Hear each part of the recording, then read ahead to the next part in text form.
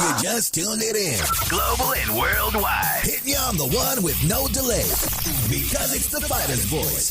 The fighter's voice. With your fighting host, Richard Ortiz. And the formidable co-host, Mr. Cole Escovedo. Remember, every fighter has a voice. Fresno, California. We're live here in Mad Production Studios. I'm your host, Rich Ortiz of The Fighter's Voice. I got my co-host with the most, the Apache Kid himself, the UFC veteran, Cole Escovedo. How we doing, Cole? What's going on, amigo? I'm tired. I know you're tired. To me today, dude. Well, the heat will squeeze all that out of you, man. It will, dude. It drains you if you sit in the heat long enough. I had sunscreen on and everything. I was drinking agua. Like, didn't help. But see, we're here in California. Our guest tonight is in Las Vegas, man. I mean, that's a desert right like there, 114 man. out Yes, there, 115. I mean, I'm going to ask him personally right now. Ladies and gentlemen, without further ado, because I don't want to waste the man's time. The man is constantly on the grind. He's constantly multitasking, and that's the one and only, the trainer, Gabe Flores Sr. Welcome to the show, Gabriel. Thanks for having me, man. How you doing, Rich? I'm doing good, man. I'm doing really good. And, I'm doing good, man. I'm feeling good. You know, Team Flores pulled out the victory, got the W, and I can't wait just to jump right in. My first question is, Gabriel, what was it like, man? I mean, knowing that it's called now the bubble. Describe the bubble to us. Honest, for me, it wasn't too bad besides the food. You know, I like to eat when I want to eat and how I want to eat. Right. I mean, that's the only thing. I mean, I felt more like you're in jail, you know, dealing with the... You got to eat their food, and you know I didn't feel that too much. I had to order food like from different places and have Uber Eats deliver food to me. But besides that, it didn't really bother me. I mean, Junior was fine with it. I was fine with it. Hey, well, room service, right? And I got to ask you about your game, because rumor has it, man, that you're one hell of a ping pong ball player, man. Talk to us about that. I'm all right, man. I beat Bernardo from ESCOVEDO. That's my little story I got. But you know, Gabe was a little bit better than me. Oh, I guess. But yeah, I tried to play a little bit of ping pong. He has those fast hands, man. Speaking of fast hands, Cole, what was your whole take on the victory on young Gabriel Flores Jr.? Stepping up to the main event. Yeah, getting pushed up to the main event. I mean, when I heard about that, I didn't think it was going to really change any game plan. I don't think it adds any more pressure. To them, it's just, cool, we have an opportunity to shine even brighter right now. Like, that's really all I think they saw it as. I wasn't as surprised as I was, like, impressed with the fashion that he finished him in. Yeah. Like, it was just like, why wasn't this main event already? Like, it was supposed to have been a good fight no matter what. Yeah. So it's like, okay, cool. Basically, the fight ended right where it was supposed to have been, and I think a lot of fans' eyes anyway.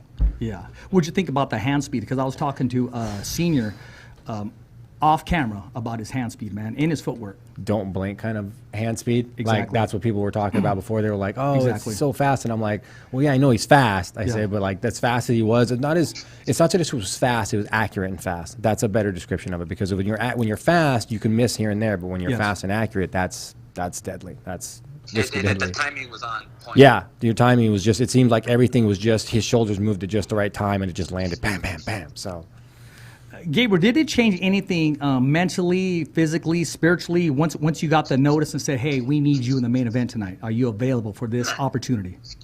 I mean, that doesn't bother him one bit. I mean, he's always been used to the lights. It doesn't bother him one bit. You can't get no bigger than fighting at home in Stock Arena in front of 10,000 people, so it wasn't no big deal at all. Now, I wanted to ask, did the crowd or non-crowd, so to speak, did that affect him at all? Was it a letdown to him? Because I know he vibes, and I'm going to talk about his whole gear, apparel. He vibes on how he looks, how he feels, and how he presents himself. I mean, he loves that entry to the ring. Did that change anything or zap anything away from him in your eyes? No, not at all. Not at all. I mean, it was just like, that's like sparring pretty much. You know, he actually liked it because he could hear me a lot, loud and clear. You know what? I'm glad you brought that up. Cove, you watched the second round where Gabriel set him up. It started with the body, landed the left hook, but the right hand is what put Reese down, who's never been knocked down in his whole career, mind you. And his whole story, he comes from a tough background, tough growing up, and you can hear Senior go back to the body, because that's what set up the headshots and what loosened him up there. But you can hear very clear. And Cole, as a fighter, when you're in there, you stay focused. But on something like that, in the where he's at with no crowd, whether you want to or not, you're gonna hear your corner. Yeah, I mean, I've been in fortunate positions to where I can hear my corner pretty much no matter what, deep voice. You get guys like Matt Serra, things like that. They got just deep voices. Like, you just hear them no matter what. Yeah. But I've also been in arenas where it's just quiet. Like, the arena's full, but it's just dead quiet. Yeah. They don't say anything. So I think it's better to be able to hear your cornerman clearly. Now, granted, he can hear him too, but it's like, hey, if Gabriel's going to land that body shot head combo, whether you tell your guy, whether you tell him it's coming or not, it don't matter. It's not whether you know it's coming. He could tell you all day it's coming. It's hit the timing, like you said, like Dad said. It's the timing of when he throws it to land it. That's where it's effective. Like, if you tell him all day, so what if he hears you? He can't stop it. Gabe's going to pick when he wants to land it. It's not just because you know it's coming doesn't mean you know when it's coming. So I think it's a good thing being able to hear the cornerman clearly like that. There you go. When the fighter was able to make it back into the to the round, because honestly, I thought Gabriel was going to put the finish to him. And, I was kind of looking to see how much time there was left. What was that conversation like once he sat down on the stool getting ready for round 3? Nothing, to stay calm, to relax, and set it back up. I mean, I think when he hurt him, and he dropped him, and he went to him too fast, and he should have kind of took his time and fanned him and touched him on top and went hard down to the body, and then came back to the head. But it's all experience. He's going to learn more by this fight. He did great. Everything was perfect. He didn't get hit for maybe 3 times in the fight cleanly. So, the only complaint he had was his back.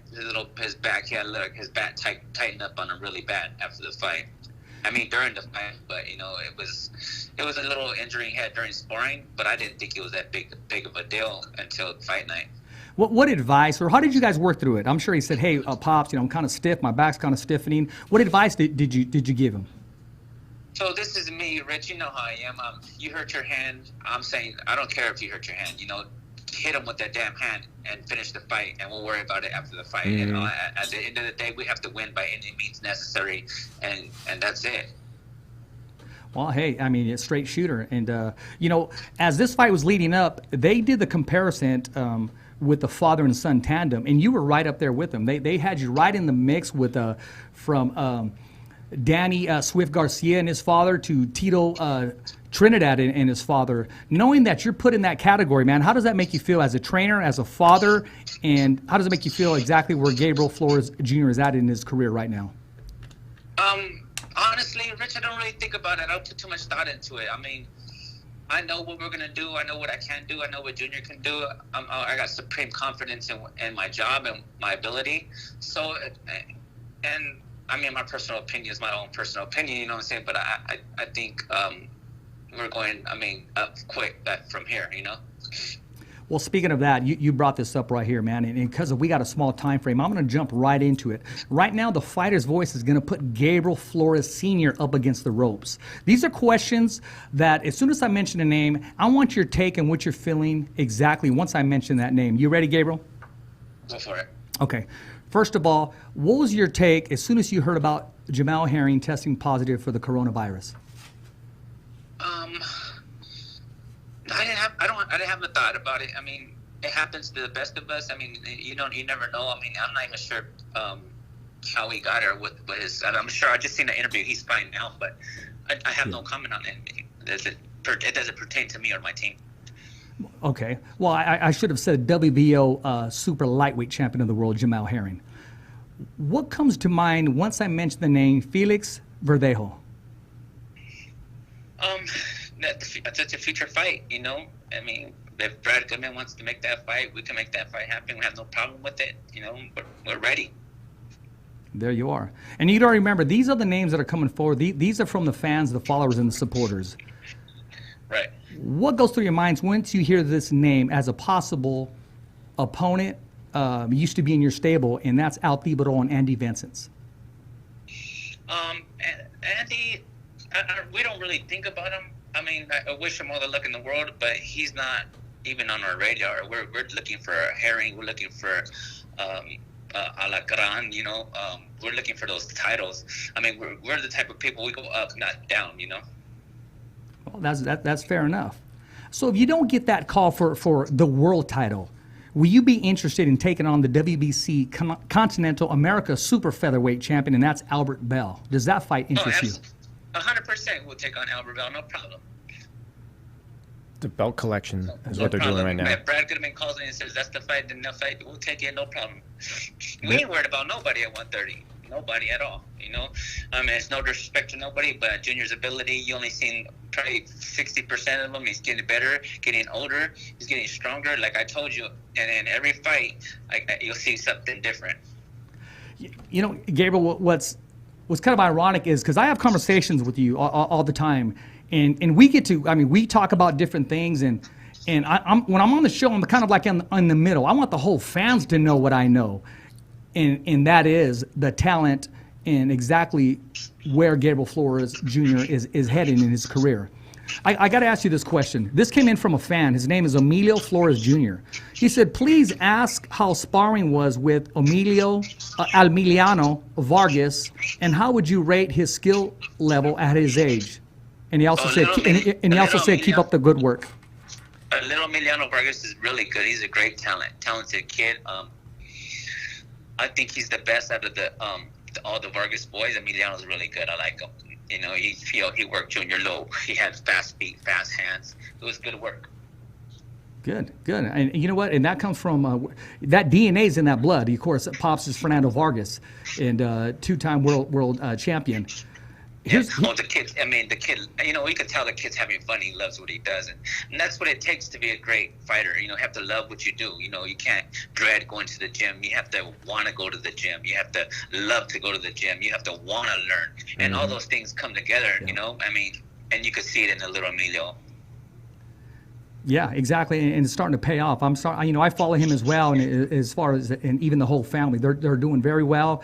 Pops is very proud, and he's very supportive. This next question is coming in from promoter Ernie Jaimes. He said, ask him, is there anything different that you would change from the move from Stockton to Las Vegas at this point?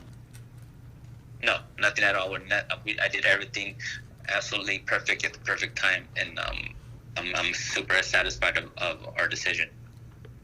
There you go, enough said. Gabriel Flores, you are now off the ropes here on The Fighter's Voice.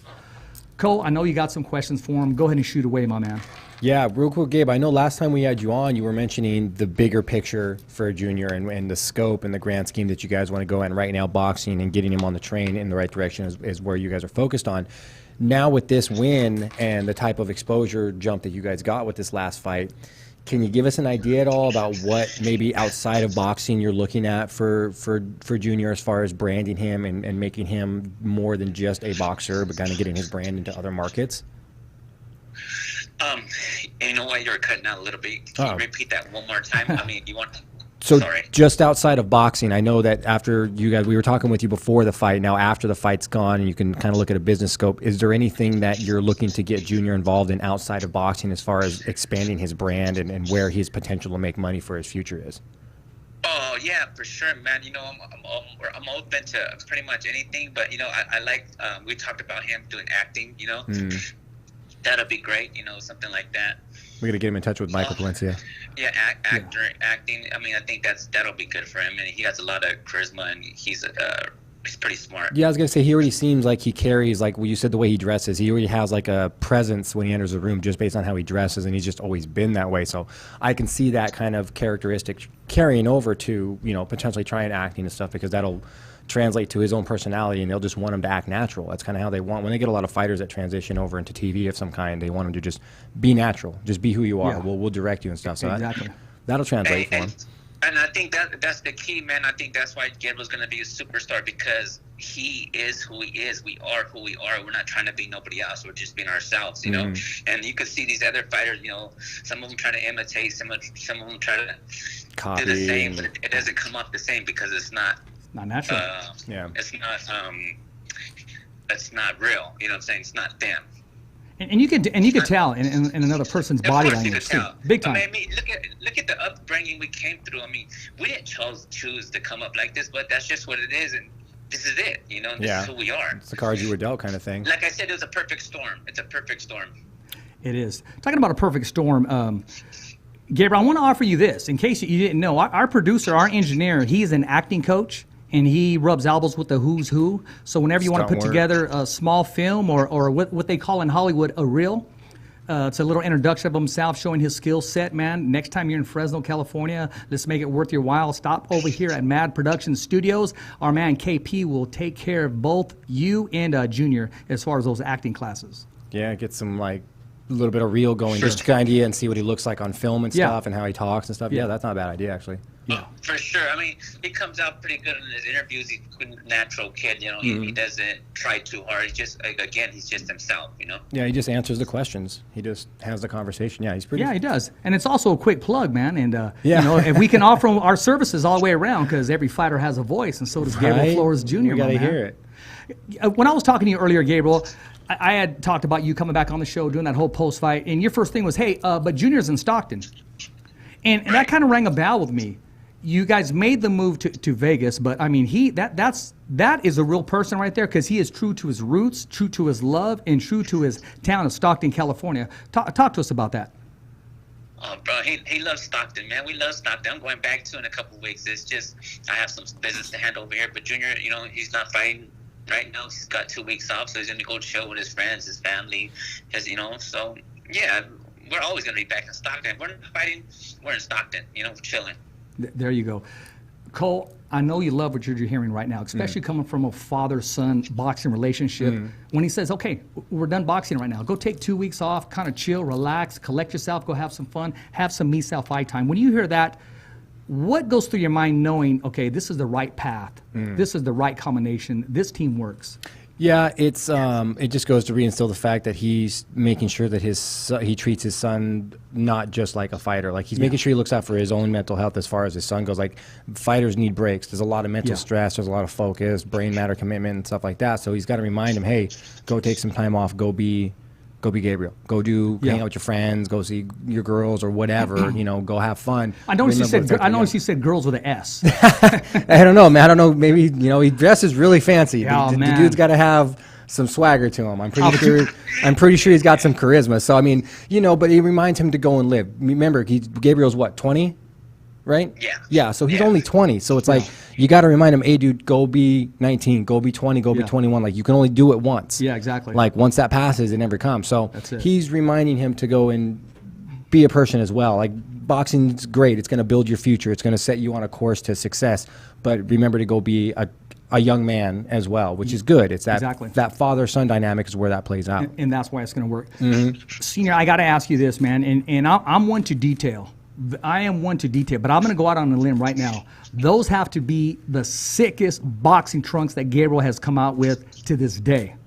I mean, his gear was on hit, his noise, everything, down to the shirt, down to the mask, everything. Talk to us about how much thought did you put into it this time around, or was that just easy gear set just to put together for this fight?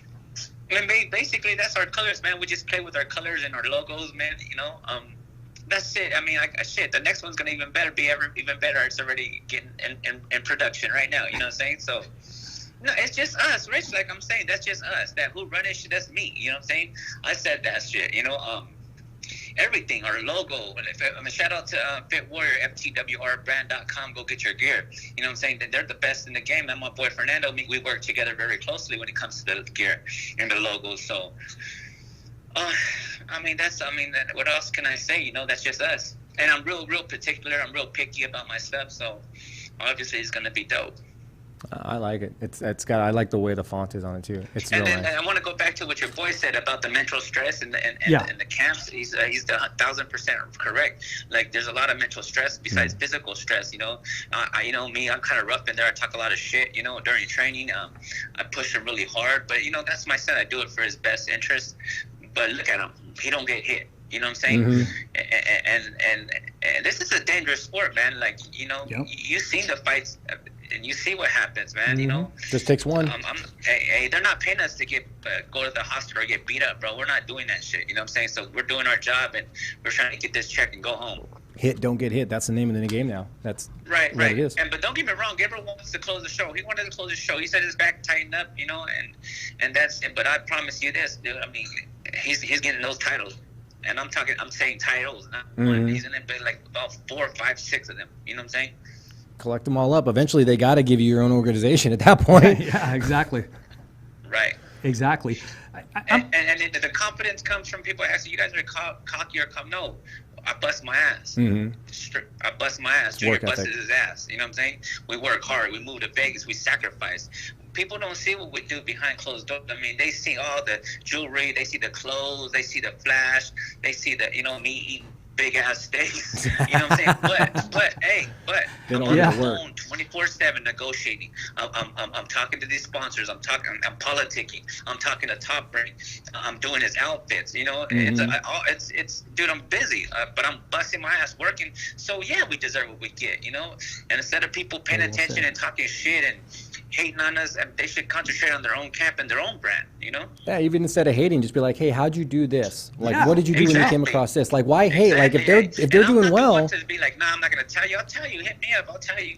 Yeah, I'm not going to copy you, but like, how did you approach it? I've been having such a hard time getting it. Like, what's the worst that happens? Did you ask somebody else's advice who's been successful? It's that pride gets in their way, man. Yeah, that's what it is. It's that pride. It's that self-ego, dude. That's like the worst thing to work against when you're trying to create a business or something. That'd be like Gabriel Sr. not taking advice from the Freddie Roaches, the Robert Garcias, the Buddy McGirts, the Hall of Fame trainers. I mean, you ask away. We've had this conversation before, Gabriel, and you said, Richard, I continue to learn daily, every single day. I got to. You know what I'm saying? You have to. I mean, you can learn something from somebody even if it's really, really minor. Sometimes those minor things are the biggest things, It's the piece of the puzzle maybe that leads you to a bigger mission. Yeah, man. I mean, yeah. Look, I'm going to tell you real quick, all right, what I've been teaching Gabriel, like the little things. So maybe you guys go back and watch the fight.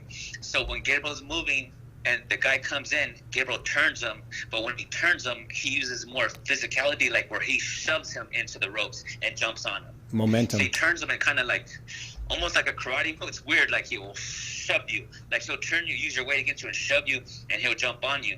Like we're doing little things like that, like where he's definitely evolving. You're going to see some crazy shit in the future. I can see what he's talking about. He would let the guy come in, and it's not really a side step. Yeah, he would just shoulder turn and just turn the guy, and he's already in range for full extension. Gabriel didn't even have to take a step forward. He was just turn you and bang, you're there. Well, you saw that 1 minute 37 into the first round when he spun him off the ropes and threw a combination on him. He didn't just spin him. This was supposed to be Gabriel's toughest fight to date, and it was his easiest. That looked pretty like he was just in complete control of the dictation and the direction that fight was going to go from minute one. Gabriel, what's next for Gabriel Flores Jr.? Two, three more fights in a world title shot. Now, is he going to stay up? I mean, you said not moving taking anywhere backward steps. So this was his first 10-rounder. He went 10 rounds, no problem at all. Is that something we're going to continue to do with Team Flores? Take those 10-rounders? Yeah, I mean, within your control. I'm sorry, say it again. Within your control, you're going to grab those 10-round fights. Of course. I mean, bro, Gabriel's in tremendous shape, Rich. He could have went 5 more rounds, bro. If his back was fine, he said, dude, he didn't feel, he could have threw more punches and everything like it, but his back tightened up on him. But I'm going to tell you, bro, the move out here helped us tremendously. We're training Mount Charleston, 10,000 feet, working, bro, working.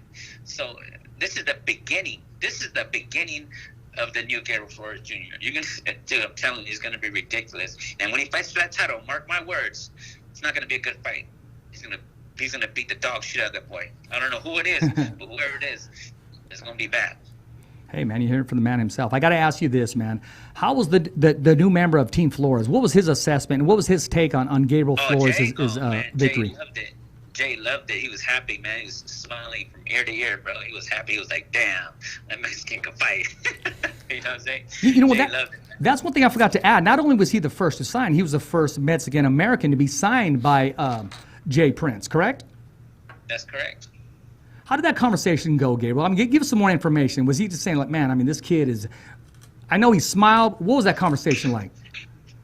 Man, he's just happy, man. Sky's the limit, you know? Sky's the limit for him. He sees, you know, and then look, you know Jay don't say anybody. No. Jay's a smart man. Yeah, businessman. Jay's a smart businessman. And he had Ward, he had Roy Jones, you know, he had Floyd Mayweather. He just don't sign anybody. He knows what he sees in Gabriel. That's why he signed him. I mean, he don't just sign anybody. You can't just call Jay and be like, hey, you want to sign me? You have to have something to offer. Yeah. You have to have something big to offer for sure. Yeah. Hey, this question's coming in for you, Gabriel. It's just, how many bottles of cologne do you have, and what's your favorite cologne? Hold on, before you answer. Hold on. Oh man, I was gonna say before you answer, let us guess. I wanted to say guess because I would have picked. I would have picked. Honestly, I would have said like 5 to 7 would have been my range of cologne. I used to have 5 to 7, bro. But I broke it down to just 2, and they're clean. And I love them, bro. Like, and you can wear them whenever. Well, what are you rocking, Gabriel? What do you rock with?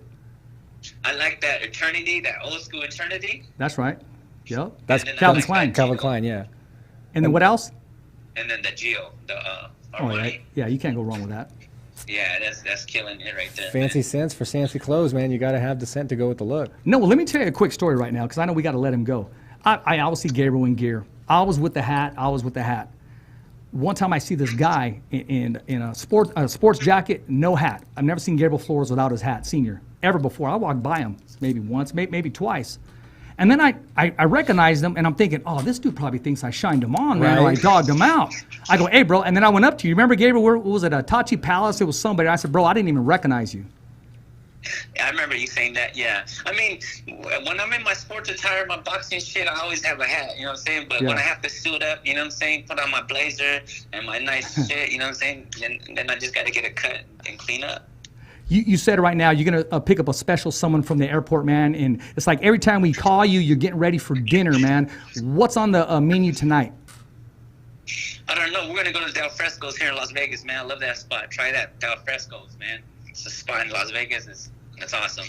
Last time you had lobster, what's calling your name tonight? I don't know yet, man. I think I'm going to change it. Probably get some, like, salmon or some fish or something this time. Still loving the seafood. seafood. I don't know. Just chill. Probably have some Moet, a couple glasses of Moet, and that's about it. Just chill and see my girl, man, and spend time with her. There you go, man. Well, I don't want to waste your time. Do you have anything more for Flores? No, that's it, man. I was curious about the branding, and you answered it 100%. I just look forward to the next fight, and that's it. Because like I said, the last couple fights, he's been nothing but an upgrade every fight. So I'm super curious to see the next Flores Jr. that we get in there. Exactly. Gabriel, I'm going to let you go, but before I let you go, man, Cole, when I always love Gabriel Flores' interviews. I get more interviews on the phone that the fans don't get to hear. I mean, when we're talking, it becomes an interview because our conversations go really well. But right, man, but sometimes I can't let everybody know everything we're doing, Rich. You know what I'm saying? I know that. You should be happy that I let your ass know. Hey, brother, I take it to the grave with me, man. I don't kiss and tell, homie. All right, bro. Hey, no, but this is my point, Gabriel. But there's nothing like getting Gabriel Flores Sr. on the show during fight week. Mm-hmm. During fight week, man, this guy becomes a freaking assassin, becomes a freaking shark, becomes a zombie, becomes helter-skelter, man. Right, but you know what, bro? All the shit I say, it might be a little crazy to somebody, but that shit is fucking real, bro. That's like, that's just fight week, man. Like, it's real. Look at the shit that goes on. Bro, it's everything I say is true. And watch it. It's true or it's going to come true. I promise. That's right. I don't talk bullshit. Hey, you know I didn't say you did, man. I said it's always the funnest, man. I mean, because you're hyped and that energy's there, brother. Hey, you know how good it feels, Rich, to know what the fuck you're doing and know where you're going? That's a wonderful feeling, man. Control. That's freeing. No doubt, bro. Zero. That's got to be a really freeing That's sensation. A blessing from God right there, brother. Zero, bro. Put them in front of us. Watch what happens to them. There you go. I don't give a fuck who. Put them. Let's go. Gabriel Flores Sr. only on the Fighter's Voice, my man. Straight up, bro. Hey, I bust my ass.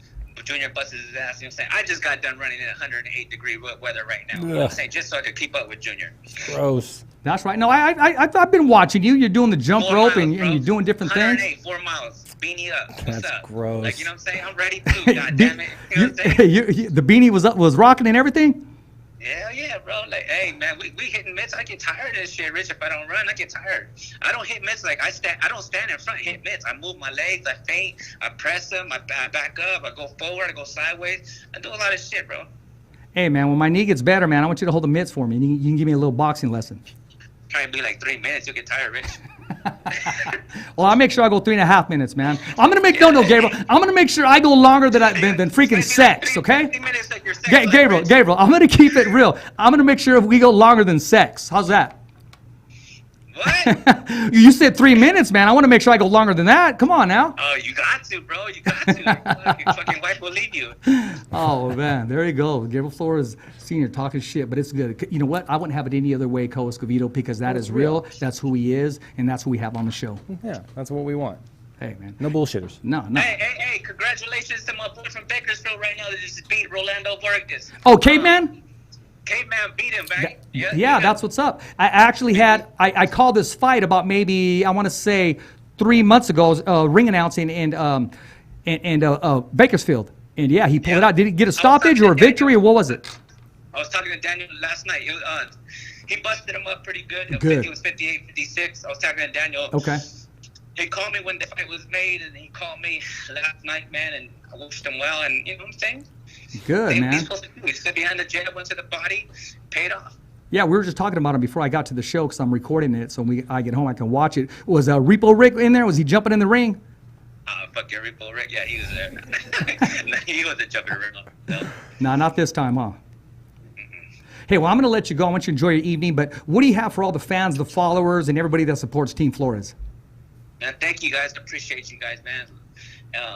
Hopefully we'll see you guys soon at the Stockton Arena, man. And I wish everybody the best. Hey, you got it. We wish you well, too. Thanks for taking time out of your busy schedule, man. Talk to you later, my man. No problem. Thank you, bro. Oh, you got it. Bye. Hey, 100%, man. Keeps it real all the way around. As advertised, it's and one of those are the guests that you want. You don't want the faked ones that are reading the script. You want the ones that don't need a script. They don't need to be prepped. What you see is what you get.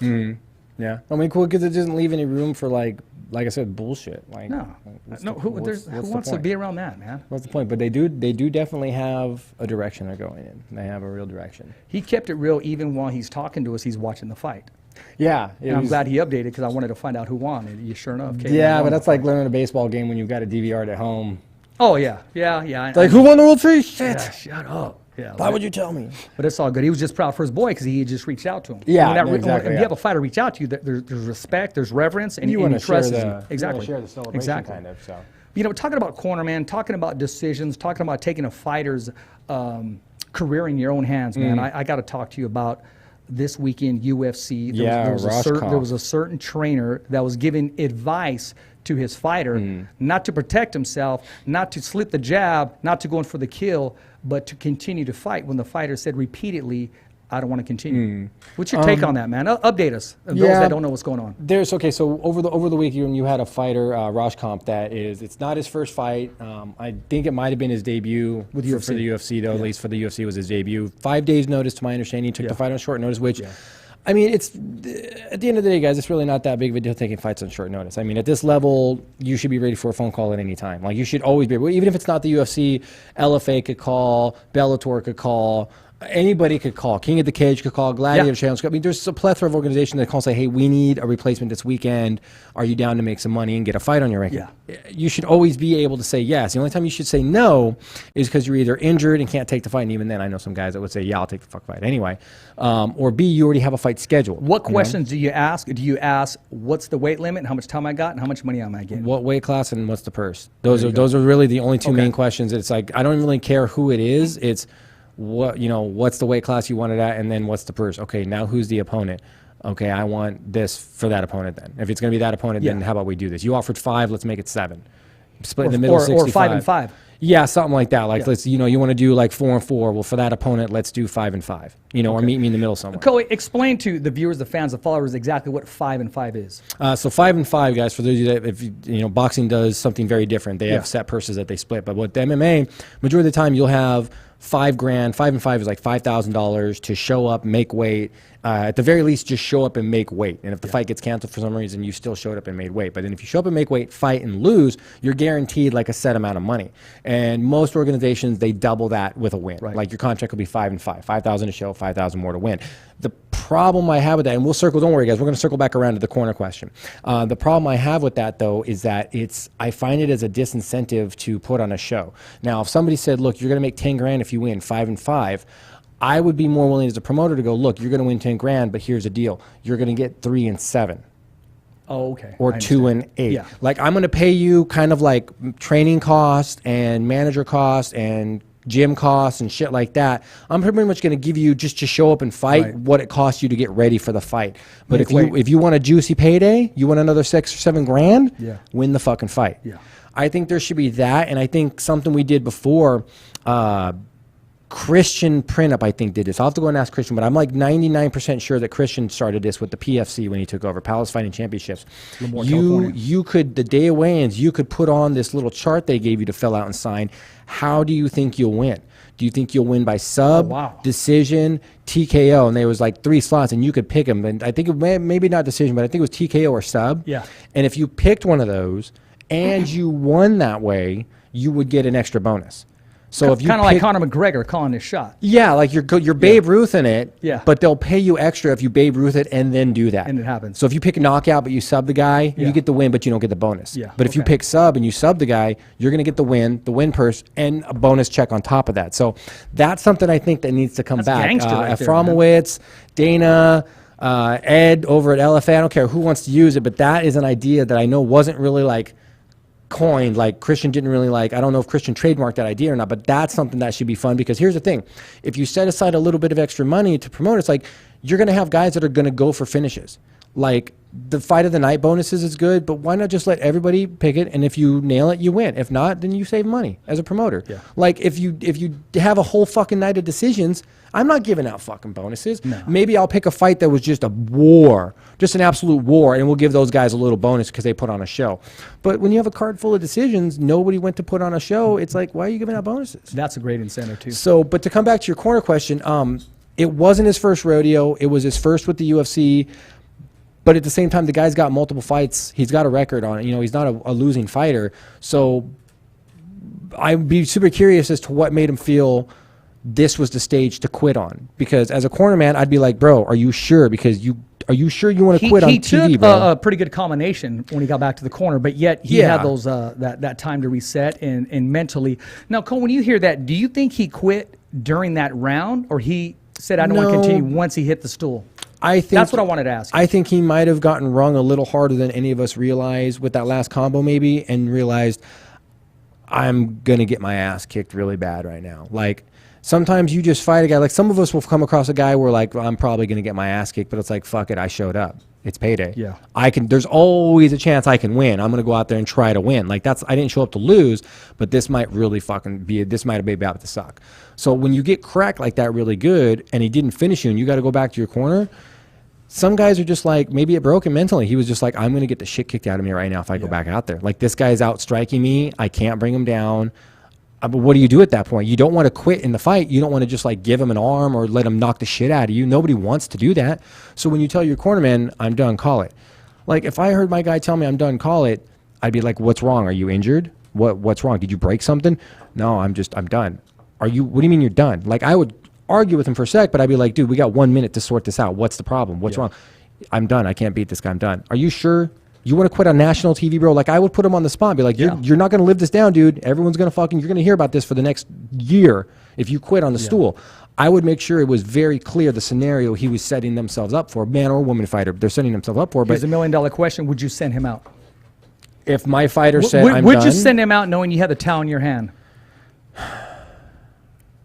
See, here's the thing. Do I have a previous agreement with him? Okay. Does he want me to throw in the towel? Like with my fighters don't like that shit. Well, yeah, with my coach, they'll get fired. Don't do it. Yeah, there's an agreement. It's like you never throw in the towel. If I'm getting the shit kicked out of me, let me get the shit kicked out of me. I signed up. Okay. I stepped in the ring. I know what I'm getting myself into every time, and me and my coach had that understanding.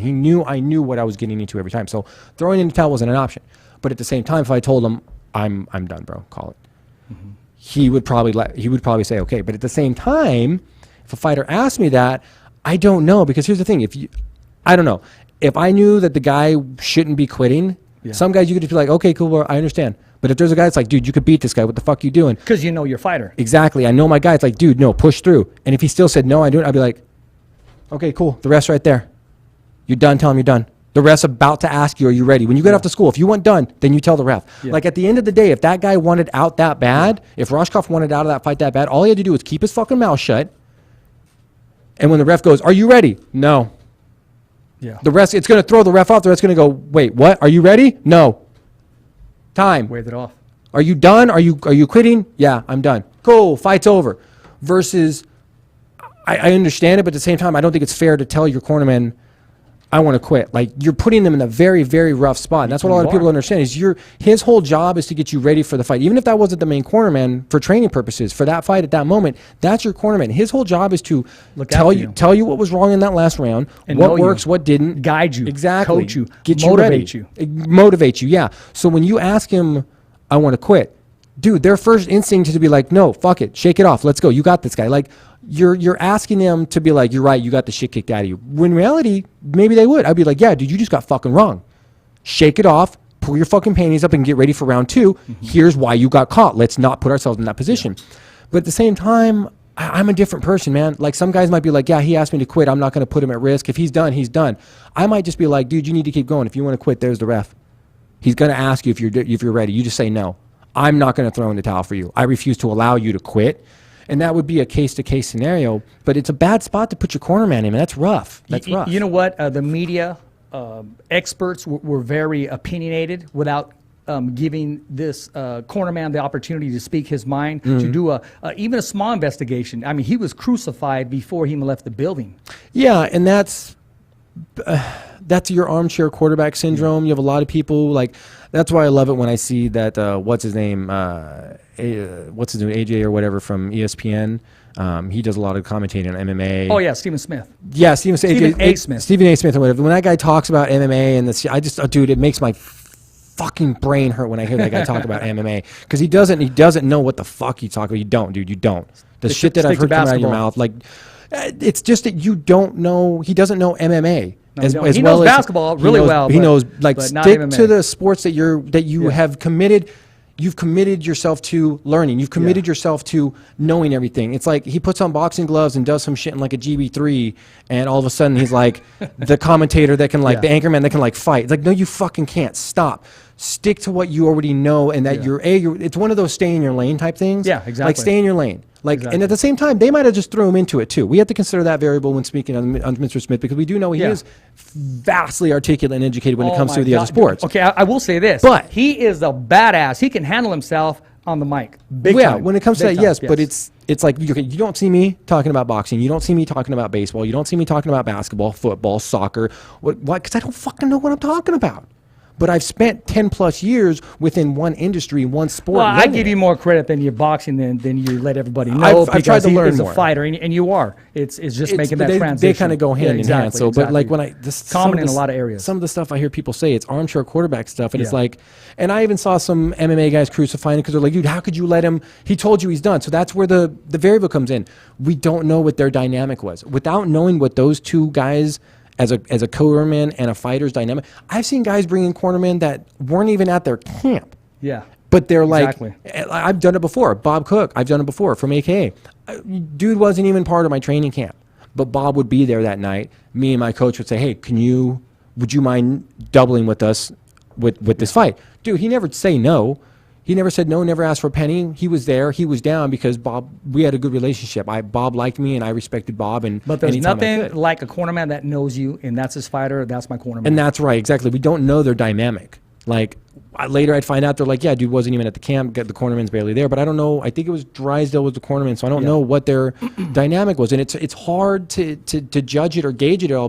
Just based on what we saw, that's a hard scenario to be in as a cornerman. But later, if we found out that their dynamic was, dude, cornerman should have listened to him. Like, he knows that guy, and he knows that guy says, I'm done, I'm done. Don't send me out there to get hurt. Then you have to. But at the same time, if he's like, okay, look, I've seen him here before.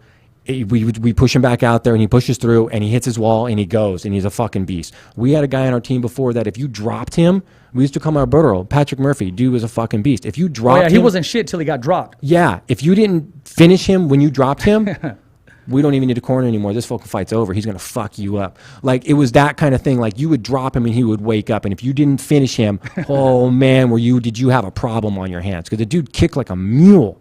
And he would just blast you and blast you. So there's a couple times where he'd get dropped like 5 seconds into the fight. And we'd be like, oh, fuck, no.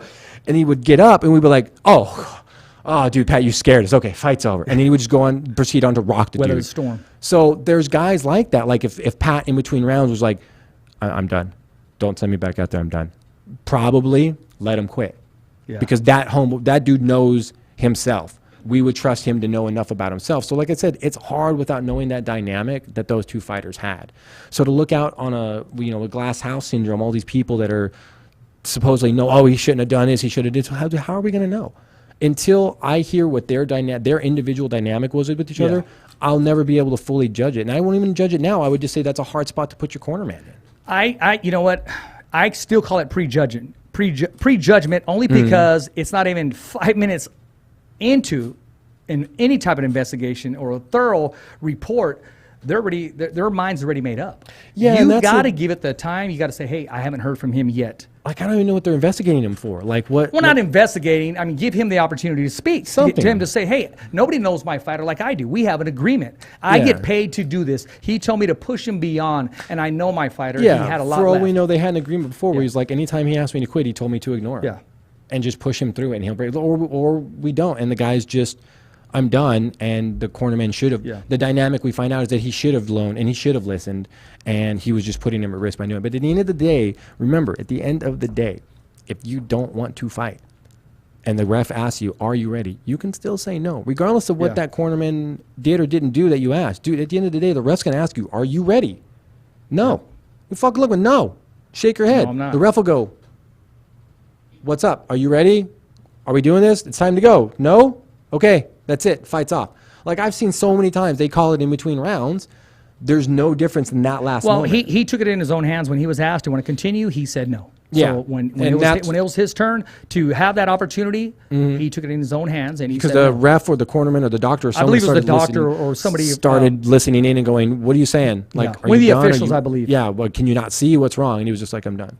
So I think that boils down to, and like I said, I don't know that fighter. Yeah.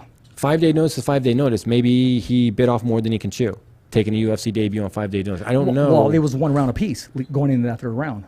Yeah, so I mean, maybe it was just, it's hard to say, man. Yeah. Because you already did 2 rounds. Like, it's one of those things where you're at bingo fuel. You have enough fuel to get you where you're going and not enough fuel to get back to where you came from. So you're committed. Like, after round 1, you're committed. Like, after bell rings, bro, you're committed. Like, if you didn't want to have this fight happen, you had your chance at the curtain. Yeah. This dude's either going to kick your ass now or you're going to beat him. Like, that's it.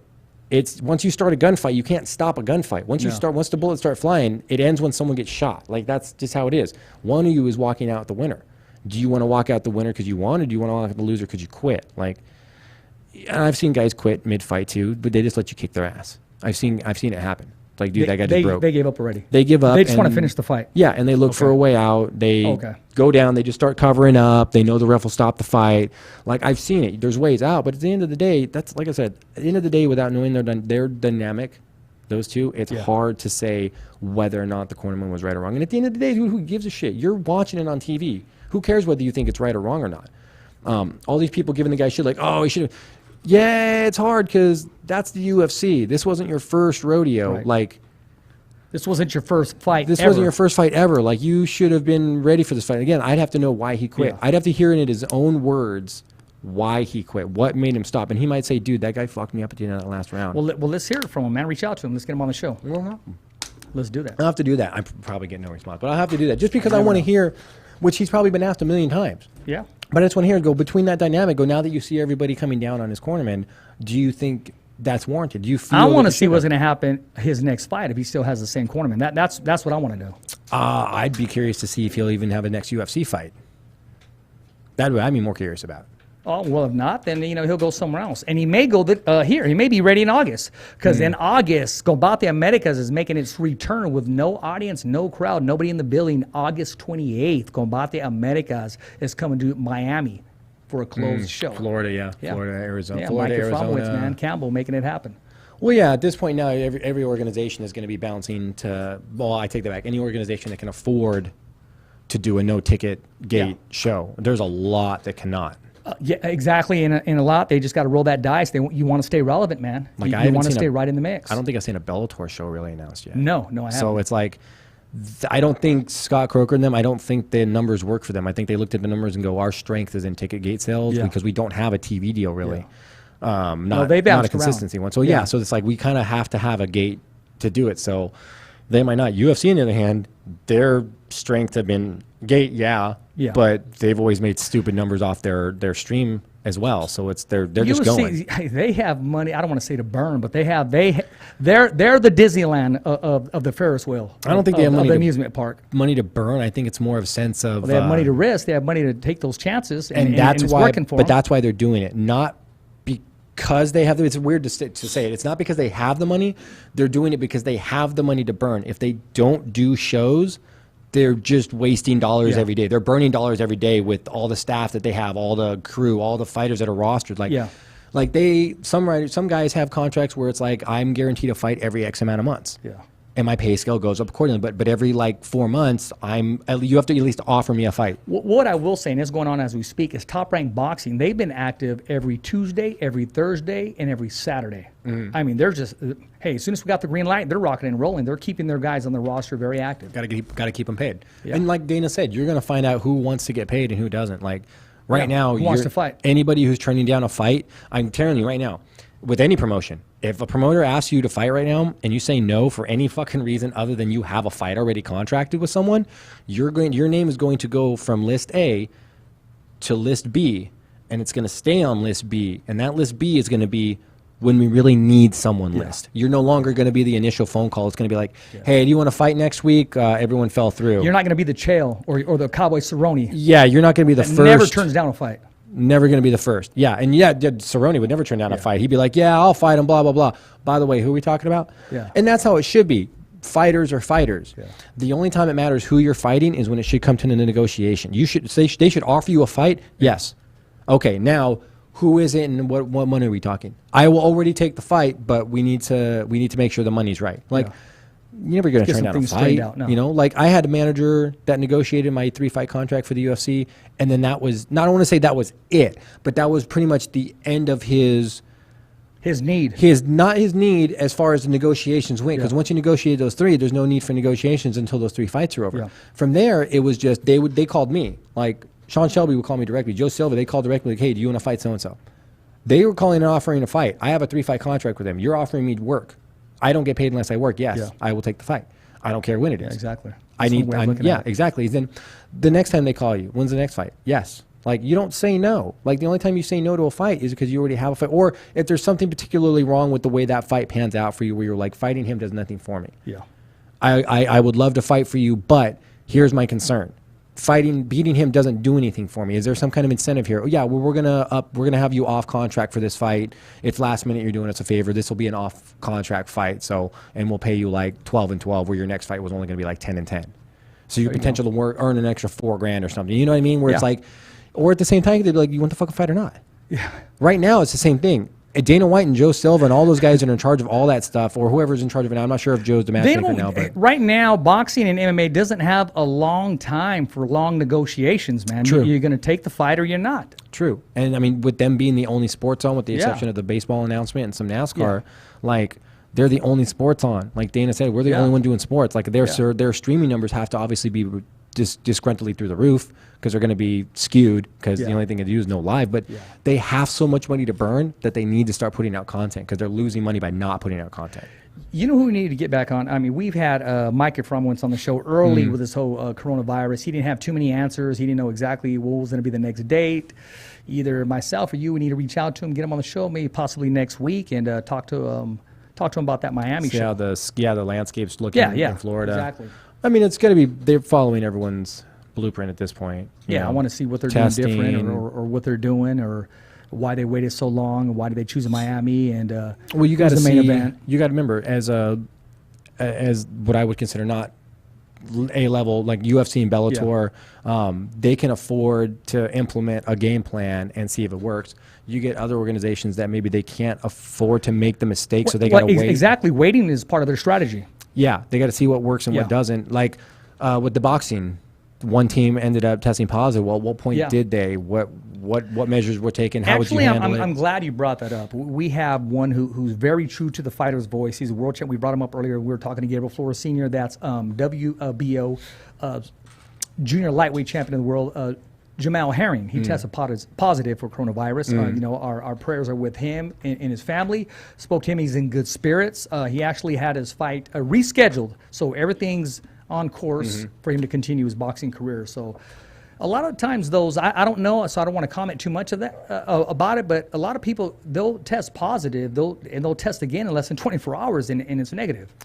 Yeah, I don't even want to go down the rabbit hole on the validity of all I that. still offer my prayers, and we still do, but he's in good spirits. He's like, hey, Rich, I'm gonna be fighting. It's just rescheduled. Everything's fine now. Clean bill of health now. Yeah, so and that's the problem is now you got to start looking at, let's say that fight didn't get rescheduled. Let's say they just scrap that fight altogether until they can come up with another venue or something. There's like, yeah, we'll talk to you. That false positive could be the factor to leading to what millions of dollars of a potential fight that should have happened. So now he gets pushed down the ladder. That fight gets pushed down the ladder. He loses momentum. All these, there's a lot of factors. You got to remember, the country runs like a machine, like a business, and we basically stop the machine from running for a while, and it's everything's all these different infrastructures are crashing to a halt. That the infrastructures themselves weren't designed with this in mind, and there was no real backup. That's why there was like everybody has their own idea of what the correct answer is, and that's where we're at. Well, I don't even know if it's the different idea of what the correct answer is. I think it's just the difference on what any answer is to move forward. Like they open so fast that it's like we got to get the machine going again. Like you have to. The country's run like a machine. You have to get the machine going again, and if you don't, and if you're Walmart, we're going to continue to keep it going. Yeah, that one blew my mind. But well, I mean, you even heard the stores are just going to start switching to like all automated systems. Yeah. Like I think it was a Walmart or something was switching to an all automated system. There was only going to be greeters and people assisting you with the self checkout. So we're all going to work for Walmart for free because we're all going to bag our own shit. We already do. Like, where's little Johnny at in the back? You don't even know he's working on. You're gonna have stalkers, and even then, you're gonna have stalking guys, and those will just you're gonna have real stalkers outside of Walmart. Yeah, dude, that'll happen too. People will be giving you shit about doing or not wearing a mask. So, what do you got in MMA news, man? What's ticking right now? What's going on? Right now, we've got Saturday. We've got a UFC fight night coming up that's gonna get headlined by Poirier and Hooker. Okay. And that's going to be an okay one. I got Poirier on that one. He's coming off that last loss, so I'm thinking he's going to get the momentum going again. I think he knows what he did wrong in that one. Hooker's got a couple win streaks coming on, so he's in a good light. But I just think we'll find out whether or not Poirier can either bounce back from a good butt kicking and move forward, or if the momentum was enough to just knock him down the mountain, and he's just going to take a while to climb back up. I want to ask him from Wits if there's any females on that card, and if so, is Stephanie Frosto on that card? That's one question I do want to ask. Florida one? Yeah, in August 28th. We'll probably pull that up and look it up just to see. I don't know if they didn't even announce the venue yet, so I don't think they have a card built yet. It was just a date. It's not till August, right? Yeah, August 28th.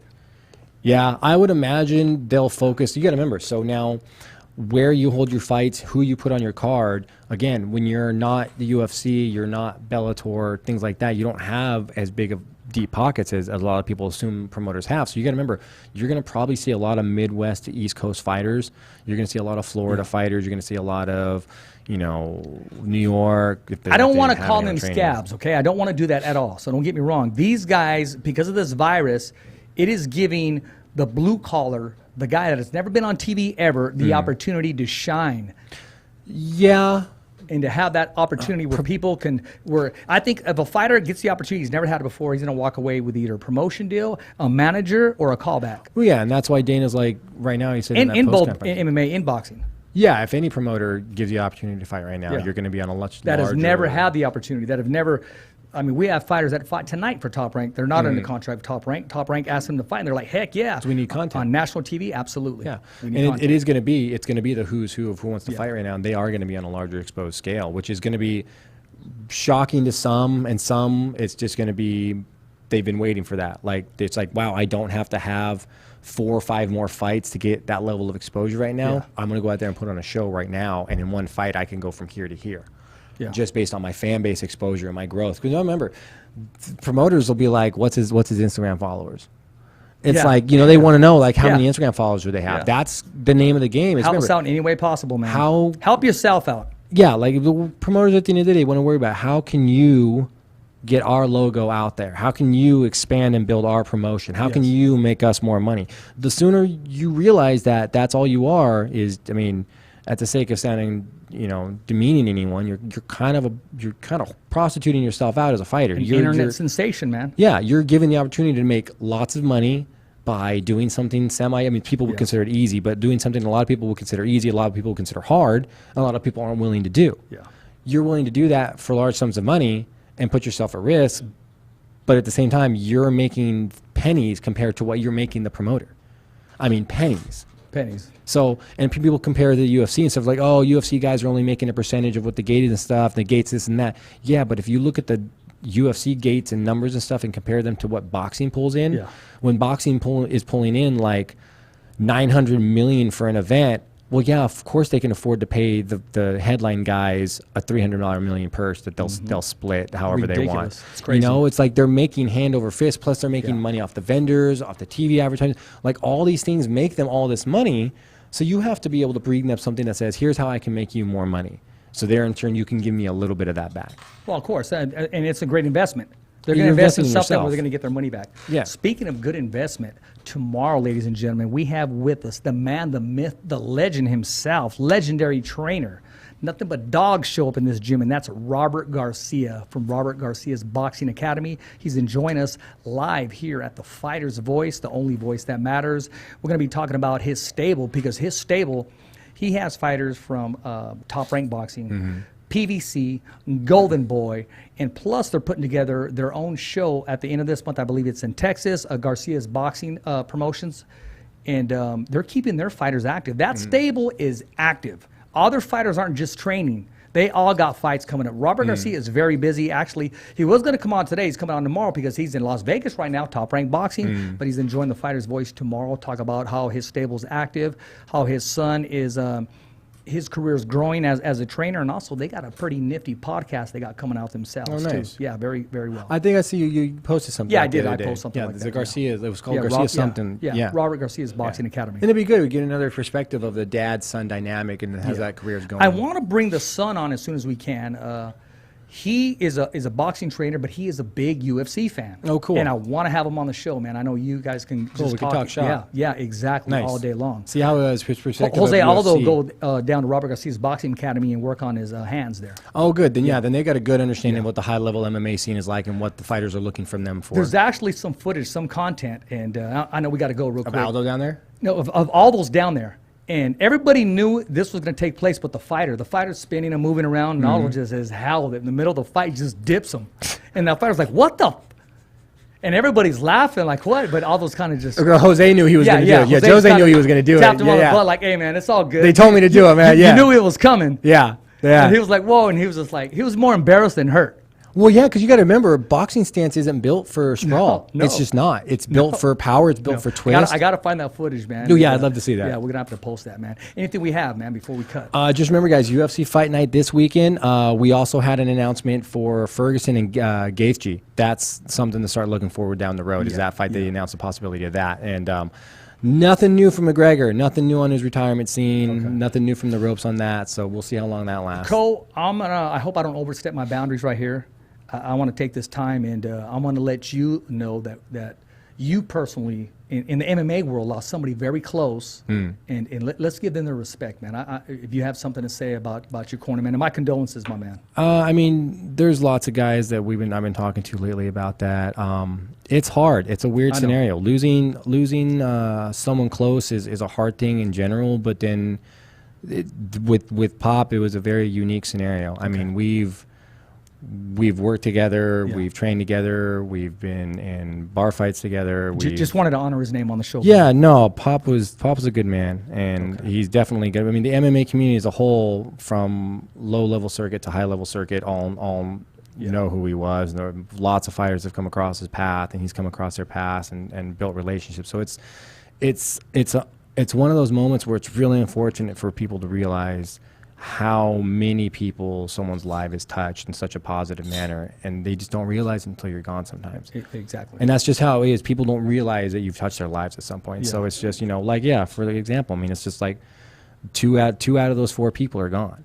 Yeah. Me and JT, out of the people, we're the only ones left. Pop and Ted, they're both gone. So to lose guys that are like, I've known those guys since I was not even old enough to drive a car yet. So it's just different when you lose someone close. But in this particular moment, you're losing, You're losing your master. You're losing your it's like being a Ronin almost. It's like you don't have a master anymore. It's a weird feeling. I mean, I figured I was going to come across it one day, but when you've spent this much time with the same person doing what we were doing for as long as we were doing, and the risks involved in it, and the trust and the things like that, it's hard. It's a very confusing feeling. I'm still trying to figure out how to process it. I haven't even figured out how to process it yet. Well, I'm sure the brothers in the MMA world, man, they appreciate you saying those fine, kind words for this man that deserves the utmost respect and has touched lives and taught, a teacher, a father, just a good man all the way around. And I never met the man personally, but from what I hear from not just yourself, Cole, from other fighters that have reached out and posted some nice, classy things about the man. So, our heart goes with him and his family, and he'll be missing in the MMA world. Definitely. People are definitely going to miss him. He had a good class. He was a good instructor. Lots of people are going to take the notice of it. Well, there we are, man. Hey, Rich Ortiz here, your host of The Fighter's Voice. I want to thank ESCOVEDO, man, for coming down on a Tuesday. He's usually here rocking on a Wednesday. I'm going to see if I can get his ass back here tomorrow with Robert Garcia. Hey, and it's a wrap here in Fresno, California. Thumbs up for Richie. Okay, fight fans, it's not goodbye, but until next week. Remember, it's always voiceography at its finest. So on behalf of Richard Ortiz, Cole ESCOVEDO, the special guests, and all the crew right here at the Kick-Ass Podcast, saying hasta luego, babies. And